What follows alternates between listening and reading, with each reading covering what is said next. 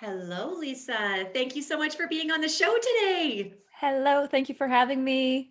This is so fun. I am so happy that this is finally working for us to have a chit chat because I absolutely love what you are up to. And I just cannot wait to share it with my audience today.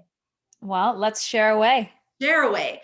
So, I feel like maybe I was like late to the party and not realizing all of these. Sometimes I see what you're doing and I see the wine, women, well-being stuff, and I'm like, have I just been like either living under a rock and not noticing this? Because this is right up my alley. You're like neighbors away in Alberta from where we are here in Saskatoon. And I feel like somehow I've missed the memo, but I want to know all the things and hear all about it today. So I would love for you to just, I guess, start off by just sharing a little bit about your background that took you from being an educator into where you are today.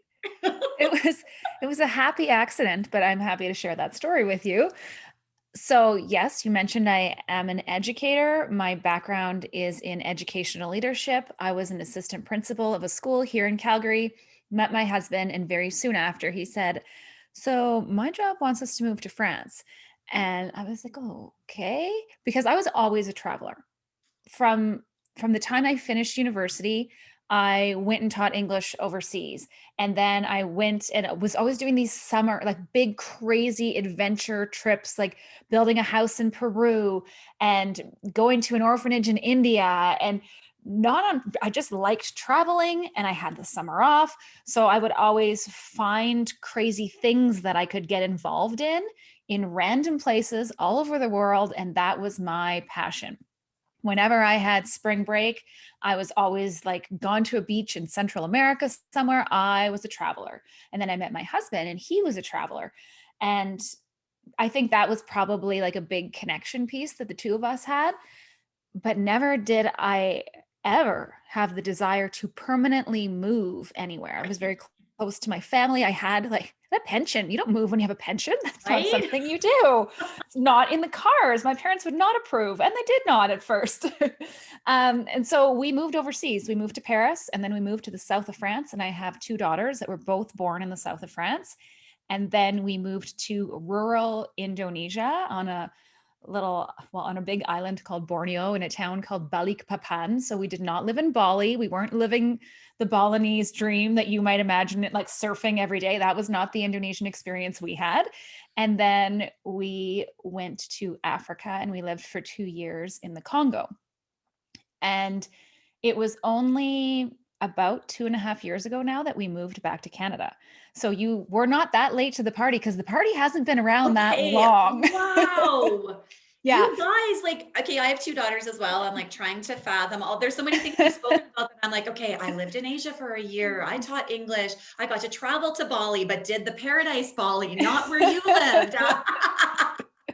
Yeah. So a lot of people who just stumble upon wine, women, and well-being maybe don't realize how and why it started. So after all of those moves in like basically a decade of my adult life, living overseas, having to recreate myself, rebuild my relationships, Mhm. I very much found out quickly the power of community and how that can be an absolute game changer in your life. Because wherever I was living, as soon as I found some girlfriends, I was okay.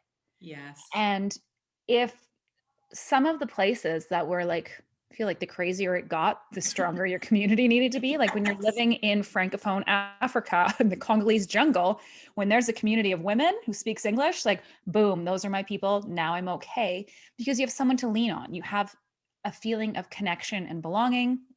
And so when I came back to Calgary, all of a sudden, also, everything felt really hard to do. I spent Mhm. a decade living where no one spoke English for like 10 years of my life. So crafting an email, doing things like just, I stopped taking things for granted. And all of a sudden I came back to Canada. Everything felt very easy to me because I Mhm. could just do the things I wanted to do. I had mail. Like I didn't have mail for 3 years, no postal system, no online anything. And so I came back and I was like, I can do all of the things. And I just kind of had a new lease on life. It was kind of like what we're all going to get when COVID is over and we can go Yeah. out and Yeah. like, I'm going to do those things I've always wanted to do. So I had this like nudge to see if I could build a community like I had overseas and see if that could work here, because sometimes there would be women's organizations that would have things planned for us where once a month things would happen and you didn't have to be invited and you could just show up by yourself, and then all of a sudden you have friends, and they were there for no other purpose than to connect women and build community. And I thought, okay, I'm going to see if I can do something like that in Calgary. And of course it was terrifying because you don't know if anyone's going to come and you don't know if people are even going to like you or think you're weird for trying something new. But I tried it. Just planned an event here in Calgary and started an Instagram page and hoped like hell it would fly. And now we are 19 branches across Canada.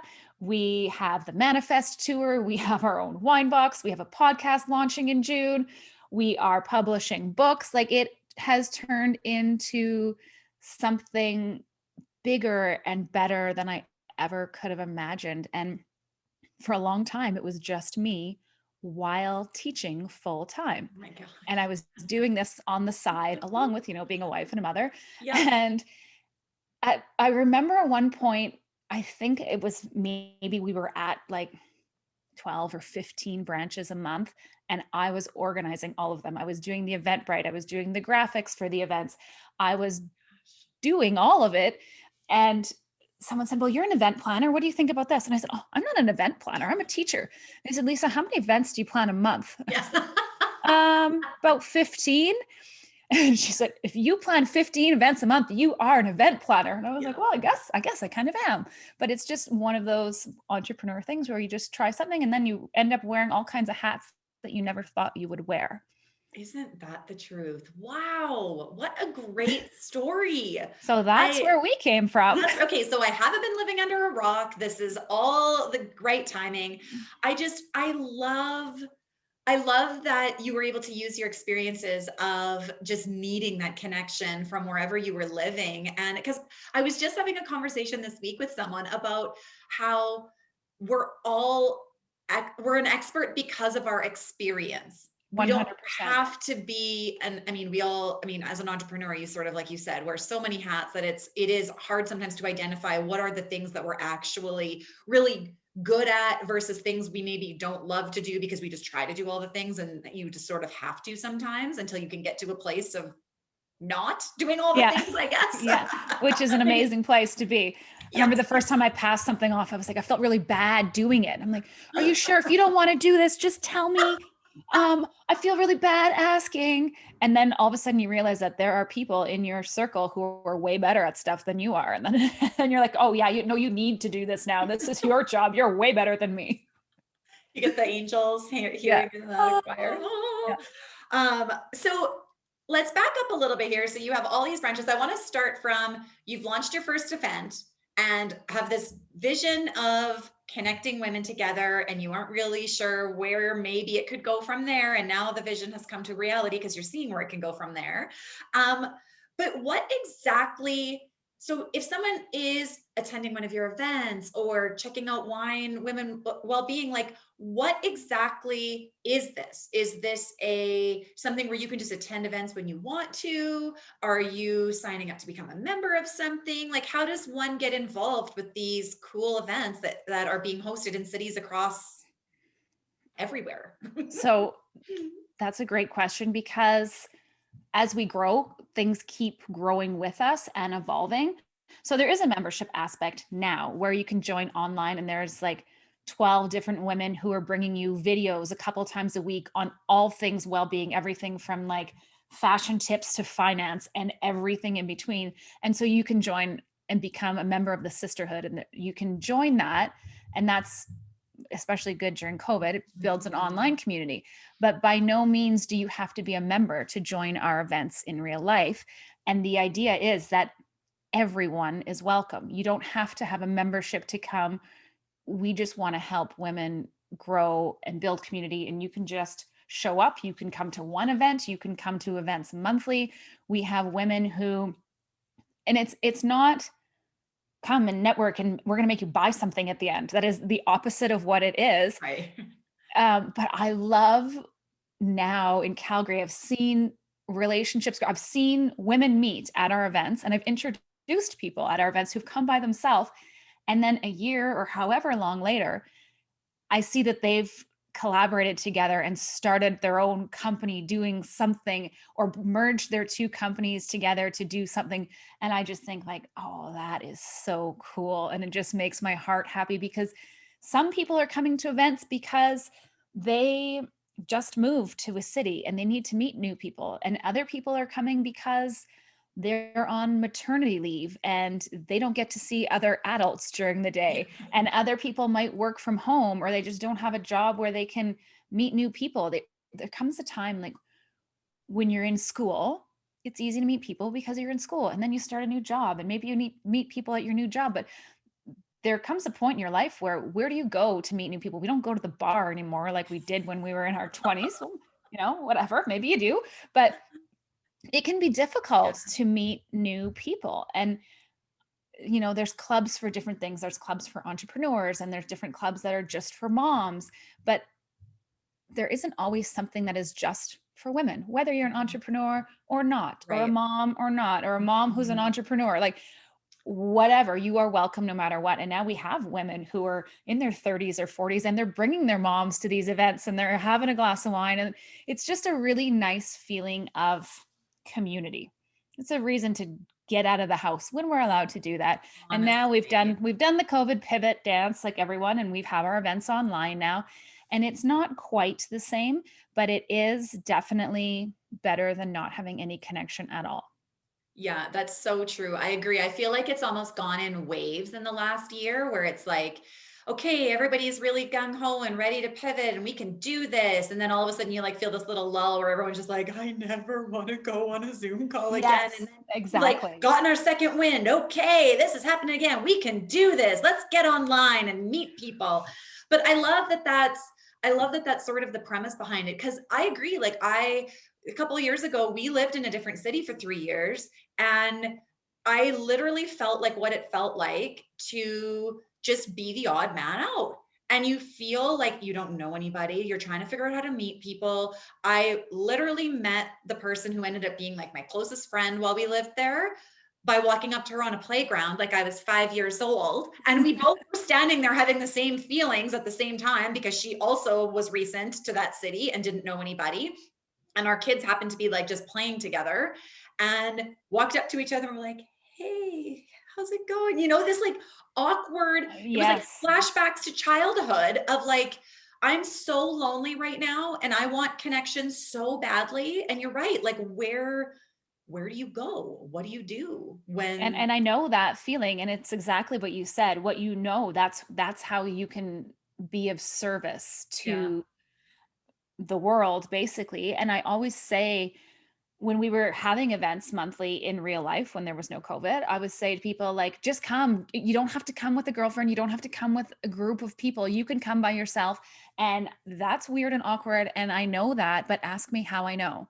I yeah. know because I've been that person. So come and find me. I will be there, or find the girl who runs your branch and she will introduce you to someone else. She's not going to make you awkwardly sit by yourself. I always tell the branch directors, like, think of this as your dinner party. If Yes. someone coming over to your house, you wouldn't let them sit there by themselves if they want to talk to you. You'd grab them and you'd find someone else and you'd introduce them to someone so they have someone to talk to.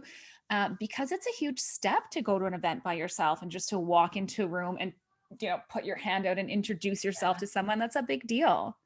Yeah, you're so right. And it's interesting too, because I consider myself an extrovert. I am usually not uncomfortable in most situations, but I have definitely been in those situations where I am like, okay, grabbing all the gumption I've got to like go in here. And I'm like, if I'm feeling this way as somebody who generally doesn't feel this way, for people that are of a personality where this is just not in their nature, but everyone needs connection, regardless of whether you are comfortable meeting Mhm. new people and being in that environment or not.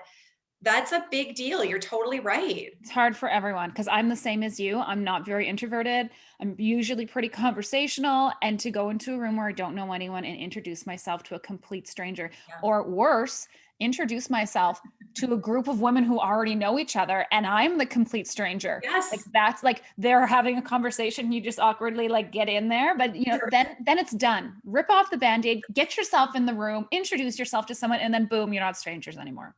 100%. You're so It's got to right. be done. You're so right. So as you were growing and as like, so you have your first event and things are slowly moving and eventually you're having lots of events. How did you, even from the very, very get go? Cause I find when I'm talking with entrepreneurs on the show and talking through sort of from where it began all the way to the end, I find that it's sometimes so easy to kind of miss the messy pieces, to miss the pieces Mhm. that were hard. And how did you get to that next step? Because it's sometimes, and I do this myself too, I'll be listening, I'll be reading a blog or I'll be listening to a podcast or just even talking to a friend or something and hearing them tell a story and thinking, wow. And it sort of just feels like, and blah, blah, blah, blah, happily ever after. And here we are now today. You know, you sort of miss the piece of, but how? And I always want to leave listeners of the show thinking, okay, that's how. That is an actual tangible step that I can somehow apply in whatever I'm doing in my own life and figure out how I can have the courage to also take those steps. So, as you were starting out small in Calgary, how did you all of a sudden realize that branching to different cities, and how did that initial branch off, I guess, work for you as you realized, wow, this is something that could actually happen in lots of cities and I could have people coming on board and facilitating this in other cities? Um, so the how, I think that's really important because it didn't happen by accident. Mhm. And I hear sometimes people say to me like, "Oh, Wine Woman and Wellbeing just came out of nowhere."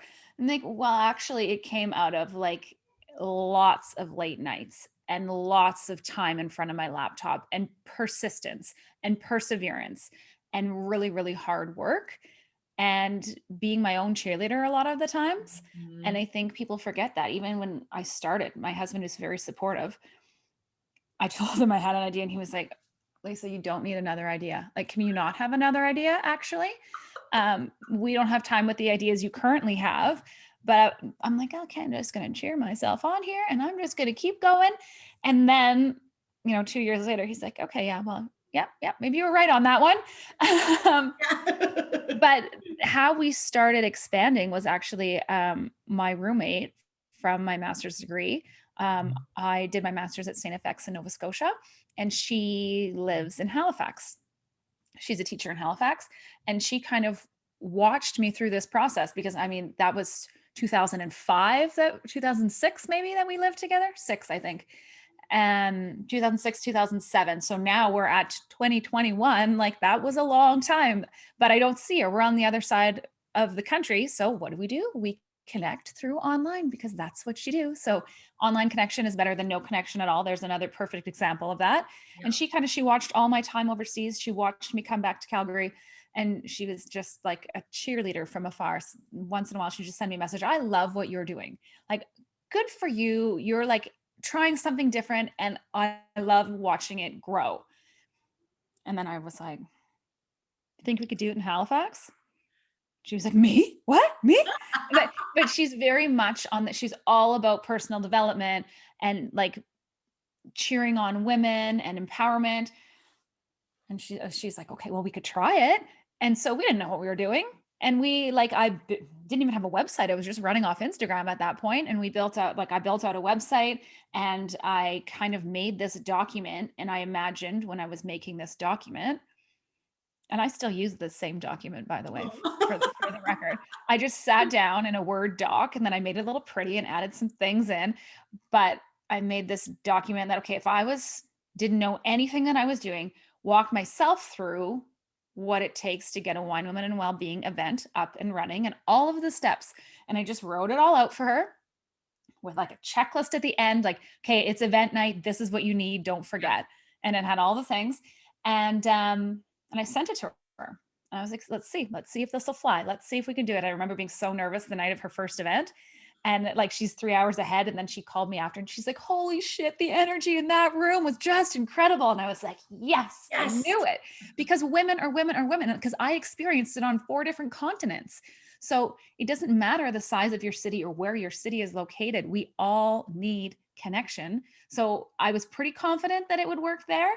And then once it did, then women started approaching me via Instagram or someone knew someone who had come to an event in Calgary and then they reached out via another city, and it just sort of happened that way. But the parts that people don't see are we've had branches that have gone up and then gone back down Right. because they didn't fly, or the person couldn't do it anymore, or whatever that looked like. Yeah. And that's not the time to feel sorry for yourself and quit. Like, if COVID didn't knock us down, COVID has actually grown us, because even though we can't have, which is crazy because we run events and we can't have events, and we're still growing, because people are realizing now this feeling of isolation and Yes. loneliness is very similar to the feelings of isolation and loneliness I had some of these places that I lived overseas. And that's when we need community the most. And I think that's what Mhm. people are now starting to realize. Totally. Well, and that the myth, I mean, obviously the getting together is part of that whole connection piece, but connection is connection. Like, if you have to do this virtually and this is just the way that it is right now versus sitting at home alone and talking to nobody, like, that really makes virtual sound magical also, right? Like, Yeah. Yeah. it's an That's why option. I'm like, if it, don't drink alone, even if you're Yeah, drinking tea, like grab your tea and come and join us online, because at least you can see some other humans. Like, this connection that we're having right now is better than not ever having a connection, right? absolutely. Absolutely. And it's been so interesting because I have found that in my own life as well. Like, there's been things where, I mean, some of my best friends we've never lived in the same city. So it's always been a either talk on the phone or have a FaceTime or do happy hour over FaceTime, or, like, there's just Yeah. been a million and one ways, and that's just been the norm for forever. But it's been interesting how this pandemic has almost sort of brought to light all, like, I feel like it's brought out this unbelievable creativity in people who are choosing to find light in something that is feeling really dark. And yeah, we're wishing for it to be over. Nobody's wishing for this to be how it is forever, but God, no. be able to see that creativity and the things that are coming out of it, and this, it feels almost like this whole new branch of the humankind has been birthed during this time, in my opinion, where there's just this, like, new energy found because there's just no choice but to find new ways to do things. Right. Like, everybody's Absolutely. just had to, you see people in there, whether they're entrepreneurs or just different events, different things that have, like, come up that have maybe always been done a certain way, or they're sort of like trying to bring in some new stuff, but just baby steps, kind of doing it. And all of a sudden, bam, there's no choice. And now all of a sudden you're just seeing all of these creative, cool ways that people are learning to cook together and be together and learn workshops and education and all the stuff that's just possible, where a lot of this stuff was possible before too, but it was sort of like, felt like, well, of course I'm not going to sign for that online if I can go in person. But now, like, I'm probably going to continue to do this forever in a Yeah. capacity of, this is always going to be my combination, because there's Yeah. been a lot that has worked for me in this virtual platform too. Yeah. We're all growing, and you don't grow in your comfort zone. And we are like, this situation that we're all in, it has pushed us and it has made us all uncomfortable in all kinds of ways. But if you choose, that is the growth zone. 100%. Oh, that's so great. So for the wine women and well-being, so you have these amazing women who have come on board in different cities, who are, like, hosting and running their own chapter, and we have our own branch here in Saskatoon, which I look forward to meeting the amazing women who run that here. And then you're like, well, it's not enough that we're just hosting these events here. Why don't we splurge and really go for a big tour here and figure that next piece out? Imagining you're saying to yourself, and you're like, keeping it a secret from your husband until you're like, Yeah, when's the exactly. right time? Which I already have my ticket for the Manifest Tour in Amazing. Saskatoon, and I'm so very, very excited. Actually, to be honest, you want to know, I'm going to tell you a funny story. Tell me, please. My girlfriend and I are kind of going to attend together. She lives in a different city, and I live here. So she was like, "Hey, I'll come into Saskatoon for this. Let's get our tickets." So, like, the day that it launched, we saw that it was, like, coming out, and we're ready to get our tickets, and we're trying to decide what was going to work best, and just, like, on texting with each other while we're both online. One of us was just going to grab both of our tickets or whatever. Yeah.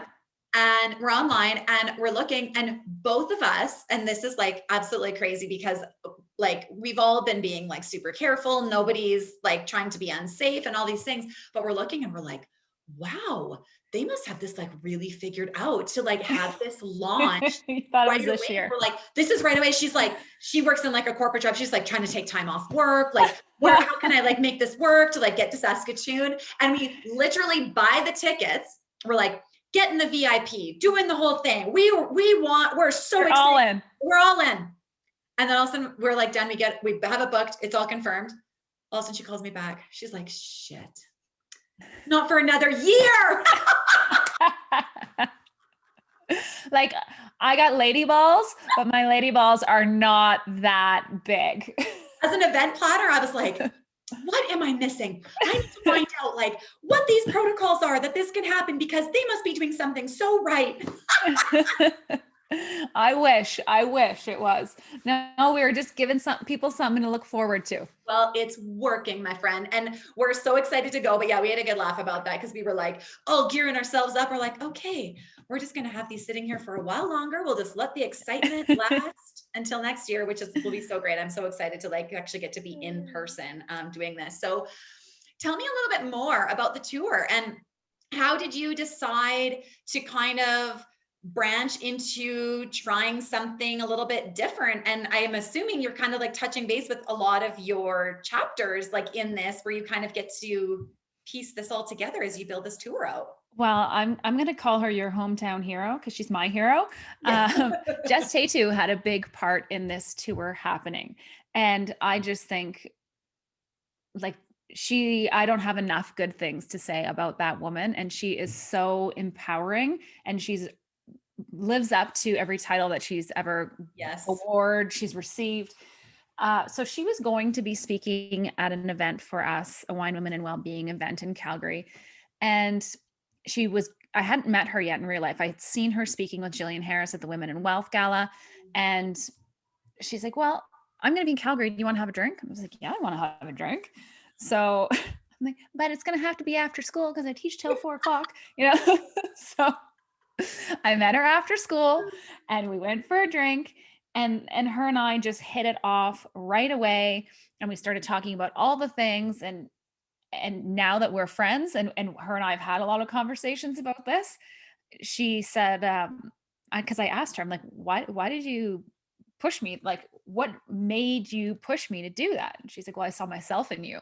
Like, you remind me a lot of me. And I was like, everyone needs someone like you in their life, because Right. you just said to me, like, why don't you play bigger? Like, this is amazing. What you started in such a short amount of time, and you have a lot of really good connections in such a short amount of time. She's like, you have all these branches across Canada. Why don't you go on a tour? I'll go with you. And I was like, what? She's like, yeah, let's do it. I'll go. And I was like, okay. And she just kind of nudged me. And then I was like, I took the nudge, because it doesn't take, I just could, like, it was snowballing in my mind of what this could become. But before it was presented to me as an opportunity, it wasn't even on my radar. And so I was like, this would be freaking awesome. Be like a rock star going on tour, right? And so just started brainstorming people who might want to be involved, and then where we would go. And then she's like, you got to come to Saskatoon. I haven't like done a big event. I haven't spoken at a big event in Saskatoon. You should come here. And I was like, Jess, we don't even have a branch in Saskatoon. And she's like, you'll get one by then. And like, if you put it out into the universe, sure enough, we now have a branch in Saskatoon. And Brita and Brianne, who run the branch in Saskatoon, are just lovely, beautiful souls. They're sisters. And again, we have a branch. We haven't had any in real life events yet, because we haven't been able to, but we're ready. We're ready for the people when they come. And so it was actually Jess Tatu who gave me a bit of a nudge. And then I just went into my zone. I can tend to get like OCD on my ideas sometimes. And Kaitlyn Bristowe accepted, and the rest is history. We're doing Vancouver, Kelowna, Calgary, Edmonton, Saskatoon, and Toronto. Wow. And now Dr. Jody Carrington's coming along, and we've got all kinds of things happening. I saw that. Like, what? I feel like I love, because literally how you're describing this tour happening is exactly living out what you are hoping is going to happen to the women attending any of the events ever that you have in these chapters, where it's like you connect with somebody because of a certain reason, and all of a sudden one nudge leads to another, and all of a sudden you have a tour across Canada. Like I think back sometimes and it seems surreal because I was at a Women in Wealth event. Jess Tatu was on stage with Jillian Harris. And exactly 1 week later, we were having an event with Jillian Harris, which was blowing my mind. And this is right pre-COVID, right before COVID ended. We had our last event ever was with Jill. And I saw Jess up on stage and I was like, she is amazing. Never, and now we're friends. Like you just never know how things are going to turn out.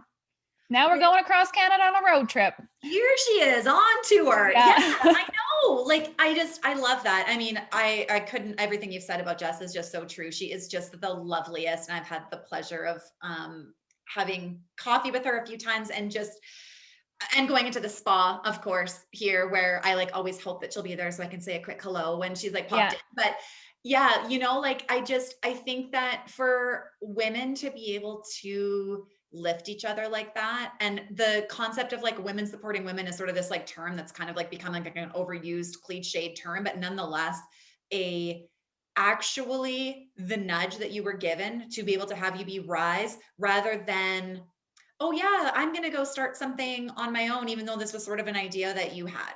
You know what I mean? Like that's a bad example, but like something where she wanted you to lift. She wanted you to be, for no, like it did nothing for her, but she like empowered me in such, that's why I just have nothing but beautiful things to say about that woman, because I also think that when you recognize that you have the ability to do, like, it's almost like a gift. And so in that from Jillian Harris as well. And I've been lucky enough to be on the receiving end of that from Jill. And so now I always try, and I mean, I'm no Jillian Harris, but if I have the opportunity to help lift up someone who's starting, I always think of what Jill's done for me and what Jess has done for me, and how can I pay it forward and do that for someone else? I love that. Well, this is going to be an absolute fireworks of a tour, because like, first of all, like Kaitlyn Bristowe, come on, like she is just hysterical. I was lucky enough to have Kaitlyn's best friend, Cleo, who is just the loveliest. She just has her hand in so many cool projects, and she is just such a beautiful human, on the podcast a little while back. Nice. And yeah, she was just so lovely and just had such a great energy about her. And she's just doing so many cool and unique projects. And then in talking about their wine and all the, like, come on, like this is just such a fun pairing. Cleo's coming on the tour, right? She's coming with Kaitlyn. Oh, fun. So cool. Yeah, she is just such a gem. I just think she's so wonderful. She's lovely. So yeah, it's just going to be such, like, just the energy alone, thinking about all of just the things that I know of them already. And then thinking that this is going to be in like a room of women who are all engaged and just wanting to show up and just be doing great things, is just going to feel so good. And that we haven't been together for such a long time is also going to be like fireworks. I know. We're pretty excited about it. As you should be.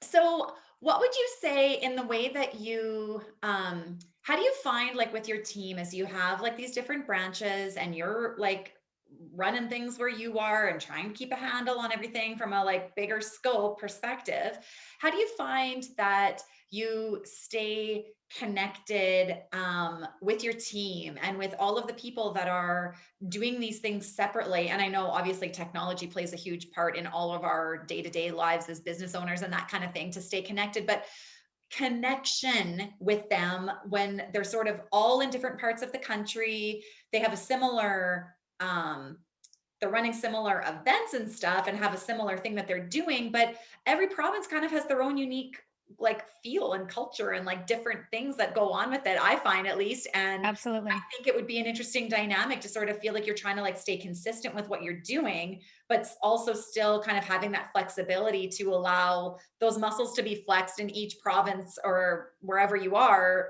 in their own unique way. Right. So there's a few layers to that. It's how do we stay connected as a group? How do I keep the team connected? Um, Technology, you're right. Technology does have a big part in that. We have, like, you know how a lot of people, I don't know if your family lives all over, or a lot of people I know have family chat on Yeah. their phone, like Yeah. with their mom or their sister, or whoever that might be. Yeah. So we have a family chat for our directors. Oh, Family sweet. chat. We call it. We have our sisterhood chat, and so Aw. we are all in like an ongoing, the never-ending group text. So we have our WhatsApp chat that if you're a director, you're in our group chat. We have our private group on Facebook where we can ask each other questions. So if a new girl is coming in, they can say, okay, what do I have to do? But I'm having an event. I'm freaking out. What do I need to know? And then if I can't answer it, the other girls can. And we take care of each other. And every couple of months, we get together and have a Sunday morning coffee on Zoom. And we're using this technology that's connecting everyone else because it's our only way to connect because we are so spread out all over. And because of my time overseas, I've always known that. Like, that's how I stayed in touch with my parents. That's how my Great. parents met my kids. Well, they came to see them, but that's how they Yeah. maintained the relationship, right? So we're maintaining our relationship through these technology platforms that we have. And then I'm always trying to think like, okay, how can I connect us girls? Because I think it's so important. And I got together with Paris Jewelers because they had supported us for an event, and I was like, okay, I want to give back, and I want to support them for helping us out. And so I talked to them, and they created a necklace for just our girls, and Aw. uh, so I worked with them, and then I was able to gift all of the girls our own sisterhood necklace. So all the girls and all the branches across Canada for Christmas got us, like, it said brave on one side and it said sisterhood on the other side. And so kind of like our friendship bracelet. And so that's how we're connecting our girls, or that's how we're doing our best to make sure that we support each other. And then as far as the events, I feel it's important that the girls who are running the branches feel passionate about what they're bringing to their people. And I don't have control over who knows whom in their city. So all the events are going to look different. And you're not going to want to get behind an event that you don't believe in. So I don't want to say I have no say, but it's not up to me to decide what happens at the event in Halifax or Saskatoon or wherever it may be, because those women all have different connections in their city. And yes, it does look very different in Halifax than it does in Vancouver. Mhm. So we have our pink selfie walls that all of the branches have. So it's like we're branded the same. We all have the same values. We have the same foundation, but the speaker might look different or the venue might look different. But the reason we're there is the same. Right. Oh, that is amazing. I love Hmm. that. It takes a lot of work and a lot of effort to, even for the things that are really good in our life. And I think that that's amazing that you've been able to just build that and keep that all together with a team that's just so vast across the country. So amazing. Okay, so I Thanks. could talk to you for endless hours about this, and this will not be the last time you're on the show because we're going to have to hear all about the tour. Absolutely. Before we wrap this up, I have a few speed questions that I need to ask you so that we get the real scoop on Lisa. Okay. Okay. What book are you currently reading or listening to? Good question. I am listening to The Professional Troublemaker. That is our book club. We have a book club too. Didn't mention that. That's our book club pick of the month. So I'm listening to that one, and I'm reading A Moment of Lift by Melinda Gates, which was last month's book club that I didn't finish. I appreciate your honesty. Yeah. Love it. Oh, so good. Are you a coffee drinker? And what is your coffee order? I absolutely am, is this rapid fire? Can I tell a story? Oh, no, please tell a story. I could call them rapid fire. There's I nothing do rapid too. fire about it. Yeah. Okay. So there's a story that goes with that because my husband used to be a chronic coffee drinker. And then we moved to Europe and he was like, oh my God, espresso, give me all the espresso. He was like hopped up for years. And I never drank coffee. The kids were babies. They didn't sleep. They were colicky. I was like a walking zombie. And he was like, have a cup of coffee. And I just thought, no, I don't actually want a cup of coffee. I don't like coffee. It tastes gross. I imported David's tea in my suitcase wherever we lived by like the hundreds of dollars worth, but never coffee, only herbal tea. And then at like 35, maybe once my kids were sleeping through the night, I was living in Congo, and a friend of ours who was French, the French are obsessed with Nespresso machines, by the way. Okay. She had imported her Nespresso machine to Congo. She was leaving, and I think they were moving to Houston. She's like, I'm not going to need this because the plugs are different. Do you want my Nespresso machine? And it was like a peace offering, like a gift, right? And I was like, well, I actually don't drink coffee. She's like, you should take it anyways. And so she gave me her Nespresso machine.